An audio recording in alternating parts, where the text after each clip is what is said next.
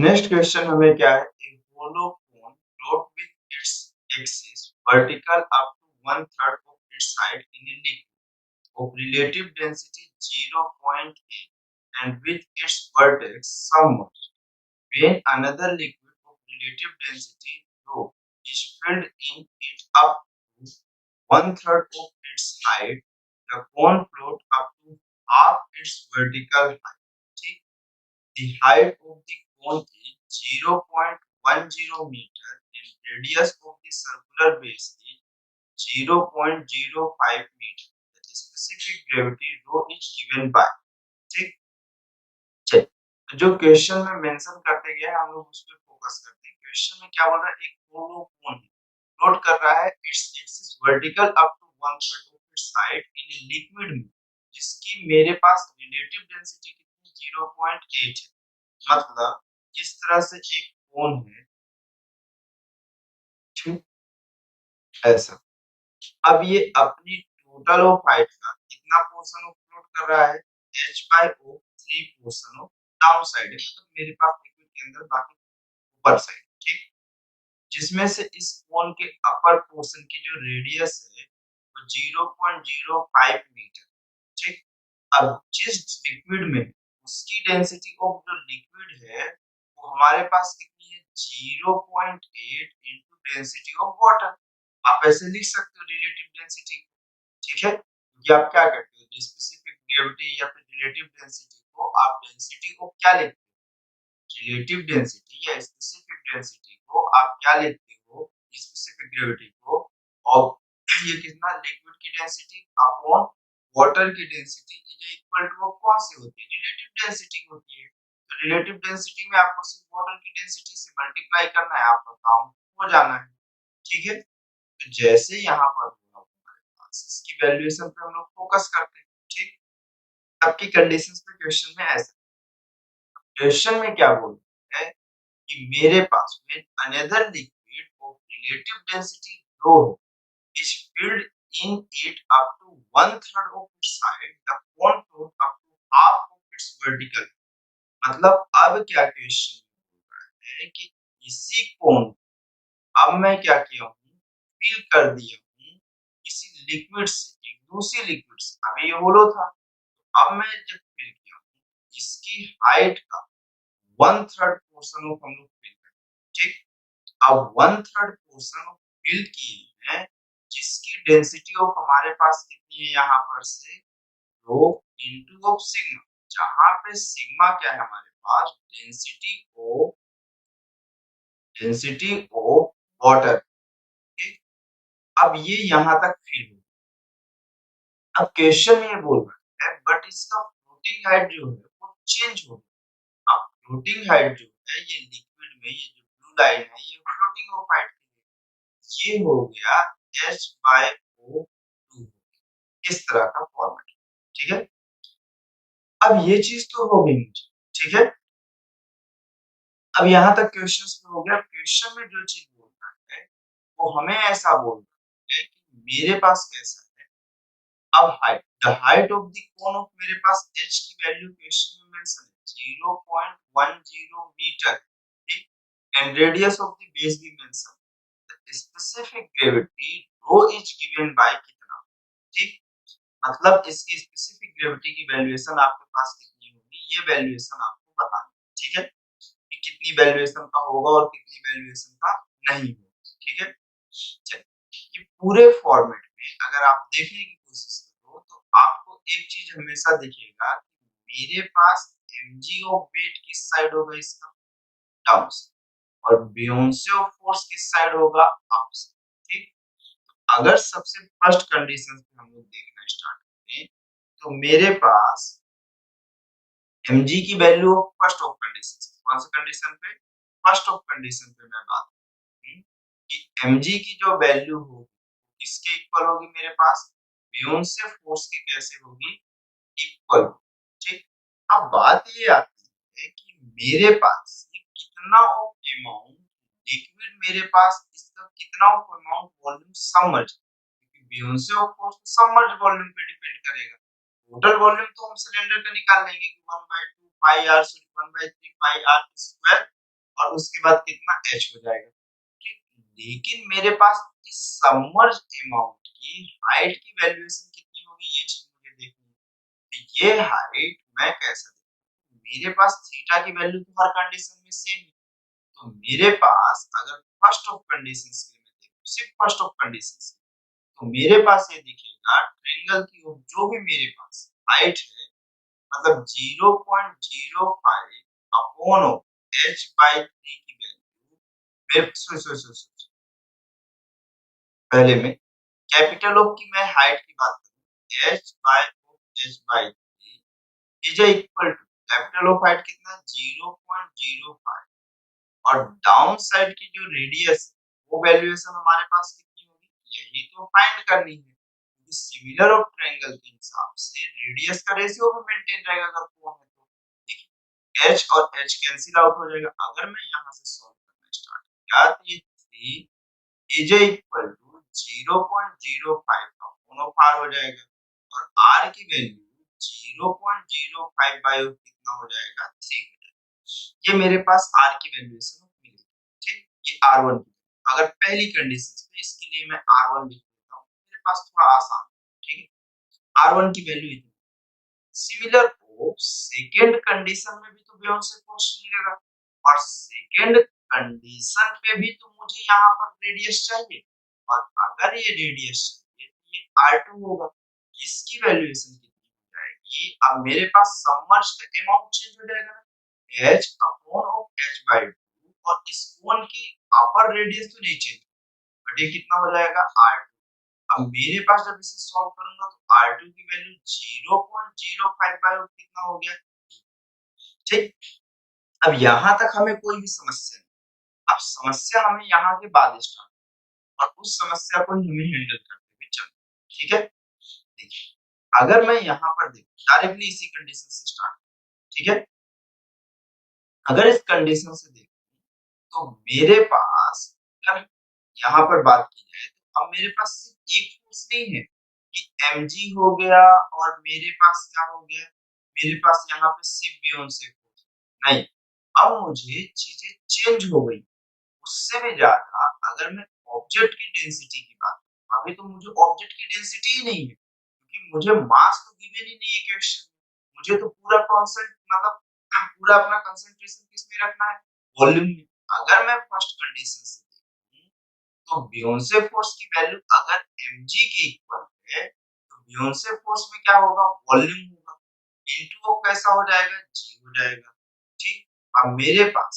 Volume और density में क्यों बोलूं, क्योंकि डेंसिटी भी तो इंपॉर्टेंट है मेरे पास, तो बियोंसे फोर्स में वॉल्यूम ऑफ मेरे पास सबमर्ज होगा इनटू डेंसिटी ऑफ कौन सा, लिक्विड, और मेरे पास इसके बाद कंस्ट्रेंट में क्या होगा, g भी होगा, और मास में वॉल्यूम ऑफ ऑब्जेक्ट, और डेंसिटी ऑफ मेरे पास क्या हो जाएगा, object, into of gravitational acceleration, g और g कैंसिल आउट होगा, तो वॉल्यूम ऑफ सबमर्ज आपको मालूम है ये भी कौन है, तो 1/3 पाई r1 का मेरे पास कितना हो जाएगा स्क्वायर, डॉट ऑफ कितना हो जाएगा मेरे पास h, ठीक। ये कितना हो जाएगा h बाय ऑफ 3 हो जाएगा, into of density of liquid हमारे पास कितना गिवन है 0.8 सिग्मा, और वॉल्यूम की वैल्यू की अगर बात की जाए तो ये वैल्यूएशन हमारे पास कितना है 1/3 पाई, और ये कितना हुआ r स्क्वायर इनटू कितना हो गया h, और ये डेंसिटी ऑफ कितना हो गई, ठीक है। इसके बाद देखिए तो 1/3 कैंसिल, पाई और पाई कैंसिल, ठीक है। अब देखिए h और h भी कैंसिल आउट होते चलेगा, r1 का क्यूब है मेरे पास, ठीक है। तो r1 की वैल्यू ऑफ मेरे पास कितना है, r1 की वैल्यू 0.05 इनटू 0.05, ठीक। और इधर क्यूब के लिए 3 और 3 और एक और 3 रहेगा, इनटू ऑफ कितना 0.8 सिग्मा, इज इक्वल टू कितना हो जाएगा, r की वैल्यूएशन आपके पास, एक सेकंड मैं इसको सिंपलीफाई ही करते चलता हूँ, ठीक है। थोड़ा अच्छे से सिंपलीफाई कर लेते हैं, ठीक है। तो ये मेरे पास कितना होगा, r1 की वैल्यू, इधर स्क्रीन कट रही होगी, स्क्रीन से बचा के चलो, ठीक है। ये मेरे पास कितना हो गया 0.05 का whole square divided by 3 into 1/3 into 0.8 sigma is equal to R square की वैल्यू कितना हो गया हमारे पास 0.05 का होल स्क्वायर इंटू रो। मेरे पास 0.05 कैंसिल, तो यहाँ से जो डेंसिटी की वैल्यू आपके पास है वो कितनी हो जाएगी 0.8, सॉरी ये 3 का स्क्वायर छोड़ 0.8 अपॉन 27 इतना आसपास मेरे पास वैल्यूएशन आ, ठीक है। ये डेंसिटी ऑफ वाटर कितना ऑफ अमाउंट मेरे पास इसके रो की वैल्यू हो, ठीक है। ओके ओके ये रिलेटिव डेंसिटी ऑफ इसका ऑब्जेक्ट का भी गिवन है, मैं इसे सॉलिड लिख देता हूँ, रो एस कह देता हूँ इस ऑब्जेक्ट की डेंसिटी को, रो एस मैं काउंट कर, ठीक है। अब ये रो एस तो मैं काउंटिंग कर लिया कि मेरे पास रो एस की वैल्यूएशन ऑफ इतनी है, लेकिन इसी क्वेश्चन के बाद अब चीजें चेंज होना स्टार्ट होंगी। अब अगर इस क्वेश्चन के बाद में देखो सेकंड फॉर्मेट में इसके चलते हैं, तो सेकंड फॉर्मेट में बेयोंसे फोर्स की जो वैल्यू वो mass of object into gravitational plus of mass of liquid into gravitational equal होगी। अब एक्चुअल में बेयोंसे फोर्स की वैल्यूएशन ऑफ मेरे पास कितनी है, volume of submerge into gravitational और डेंसिटी ऑफ कौन सा लिक्विड की डेंसिटी तो चेंज नहीं हुई आउटर वाले की, मास की वैल्यूएशन भी तो अभी चेंजेस नहीं हुई। Mass of object into of उसकी डेंसिटी को मैं कैसा सॉलिड को s से रिप्रेजेंट कर रहा हूं into gravitational plus of mass of liquid जो है हमारे पास उसे हम कैसे हैंडल करेंगे, मास ऑफ लिक्विड में वॉल्यूम ऑफ लिक्विड जो इनसाइड है उसकी डेंसिटी भी हमें यूज करनी पड़ेगी, जिसे हमारे पास रो क्वेश्चन में मेंशन बोला है, ठीक, रो ही मेंशन है ना, ठीक है। रिलेटिव डेंसिटी रो बोला, ठीक है, तो मैं रो कंसीडरेशन सॉल्व कर रहा हूं, ठीक, rho dot of sigma directly relative density से हम डेंसिटी मीन करेंगे, ये जी जी तो cancel out, volume of solid अब कितना है मेरे पास यूनिसेफ फोर्स में सबमर्ज की जो वॉल्यूम है मेरे पास कितनी हो गई हाफ हो गई, तो मतलब ये मेरे पास वॉल्यूम की वैल्यू कितनी है 1/3 by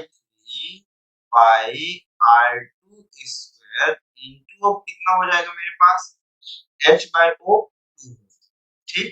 into ji ji cancel out हो जाएगा, डेंसिटी ऑफ लिक्विड की जो वैल्यूएशन है वो 0.8 डॉट सिग्मा,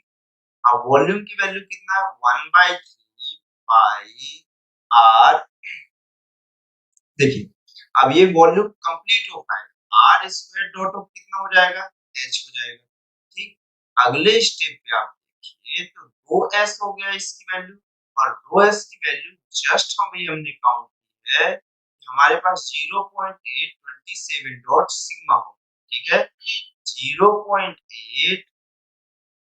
0.8 सिग्मा अपॉन 27, जी तो सभी से कॉमन होगी कैंसिल आउट, ठीक। अब लिक्विड जो फिल किया गया वो कितना है मेरे पास टोटल वॉल्यूम का, वो टोटल वॉल्यूम का कितना है मेरे पास 1/3 पोर्शन, कितना पोर्शन है 1/3 पोर्शन है, तो अब हाइट मेरे पास कितनी होगी देखिए, जितनी रेडियस इसकी है उतनी रेडियस इस रेड पोर्शन की भी तो होगी, क्योंकि सबमर्ज का अमाउंट तो सेम ही है ना मेरे पास, तो ये कितना हो जाएगा मेरे पास R1 का कौन सा R1 के लिए कैसा स्क्वायर इंटू H/O3, तो H/O3 के लिए वो वैल्यूएशन मेरे पास कितनी हो जाएगी, एक सेकंड हाँ ठीक है, ये कितना हो जाएगा H/3 और डेंसिटी रो डॉट ऑफ कितना हो गया सिग्मा, ये क्वेश्चन में मेंशन, और यही रो मेरे पास क्वेश्चन में पूछा रिलेटिव, अब यहीं से हमारी कैलकुलेशन स्टार्ट होगी और बाकी सब हमारे पास सॉल्व होगा, ठीक है। चलिए स्टार्ट करते हैं 1/3 पाई, सभी से हम कॉमन लेते हैं 1/3 पाई पाई 1/3 पाई 1/3 पाई और सिग्मा सिग्मा और ये सिग्मा, ठीक। R2 की वैल्यू आपके पास जो क्वेश्चन में गिवन है R2 की वैल्यू आप देखो 0.05/2 है, तो ये कितना हो गया 0.05 का स्क्वायर बाय 2 का square into H by O कितना मेरे पास 2 है। देखिए H भी आपके पास सभी से कैंसिल आउट होता हुआ यहाँ से चला जाएगा, तो हम लोग यहाँ पर भी इसको बचा सकते हैं। जो भी कैंसिल आउट होते हुए चल रहा है उसको आप cancel out 0.8 is equal to R की जो वैल्यूएशन है वो 0.05 का कौन सा है स्क्वायर है इनटू 8 बाय 27 प्लस R1 की वैल्यूएशन कितनी है 0.05 का स्क्वायर अपॉन 3 का स्क्वायर इनटू कितना हो जाएगा रो बाय 3। ठीक, अब देखिए यहाँ पर से आपको क्या-क्या कैंसिल आउट हो रहा है 0.5 का होल स्क्वायर 0.5 का होल स्क्वायर 0.5 आपको ये हुआ 0.8 अपॉन ऑफ 8 हो गया is equal to 8 by sorry ये 0.8 है 0.8 अपॉन ऑफ कितना हो गया 27 प्लस ऑफ कितना हो गया रो बाय ऑफ 29। अगर मैं इसे दूसरे साइड ले जाऊं तो मेरे पास ये कितना हो जाएगा यहाँ पर से 0.1 हो जाएगा 0.8 माइनस ऑफ 0.8